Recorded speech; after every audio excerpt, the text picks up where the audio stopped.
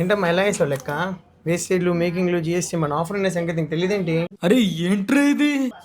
Offer పెట్టాము April 10 నుంచి April 26 వరకు.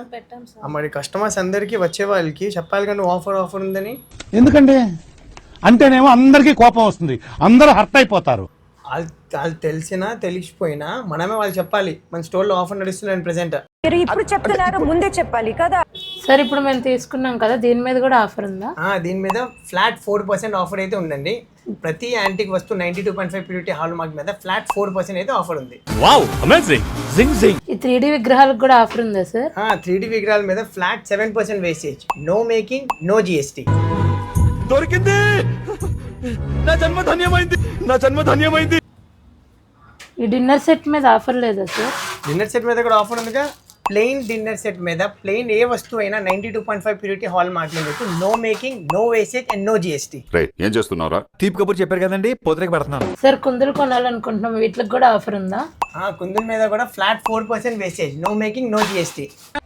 అద్భుతం, ఫ్యాంటాస్టిక్. పూల బుట్లు, ప్రసాదం బౌల్స్ మీద కూడా ఆఫర్ ఉందా సార్? పూల బుట్ట, ప్రసాదం బౌల్స్ మీద ప్రతి యాంటిక్ వస్తువు మన దగ్గర ఉండేది 92.5 ప్యూరిటీ హాల్ మార్క్ లో flat 4% wastage, no making, no GST. నాకు ఈ ఆఫర్స్ కూడా ఉన్నాయా? రిటర్న్ గిఫ్ట్ ఇవ్వాలనుకుంటున్నాం, టేక్ వుడ్ ప్యూర్ సిల్వర్ మీద కూడా ఆఫర్ ఉందా? ఇప్పుడు ఈ teak wood base pure silver మీద కాస్ట్లో ఇవ్వడం అయితే జరుగుద్దండి మీకు.